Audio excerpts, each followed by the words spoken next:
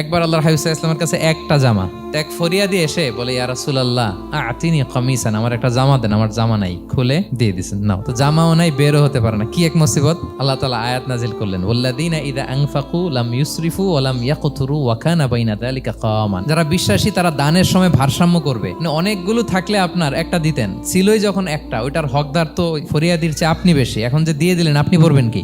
যদি না থাকে বুঝিয়ে বলেন যে এখন পারতেছি না, কিন্তু ধমক দিবেন না কখনো। প্রাইভেট কারের পাশ থেকে দেখবেন যে স্যার 2টা টাকা দেন, কিছু খাই নাই, আল্লাহ আপনারে স্যার বানাইছে আর ওরে বানাইছে ভিখারি। আচ্ছা বলেন তো, জায়গাটা চেঞ্জ করতে আল্লাহর কত সময় লাগে? 1 সেকেন্ডও লাগে না। খবরদার, ওকে আল্লাহ ফরিয়াদি বানিয়ে পরীক্ষা করছে, আর তোমাকে আল্লাহ সম্পদশালী বানিয়ে পরীক্ষা করছে। অনেকে আছে আল্লাহ নেয়ামত দিলে ওটা প্রকাশ করতে চায় না, এটা আল্লাহ পছন্দ করে না। মানে আপনি যদি অনেক সম্পদশালী হন, আপনি সুন্দর পরিচ্ছন্ন জামা পরবেন, মানুষকে দান করবেন, আপনার বাড়ি ঘর সুন্দর হবে, এটা নিষেধ নয়। আল্লাহর দেয়া নেয়ামত ব্যবহার করতে পারবেন এবং বলতেও পারবেন, কিন্তু শুকরিয়া স্বরূপ বলবেন, ফখর করে, অহংকার করে না।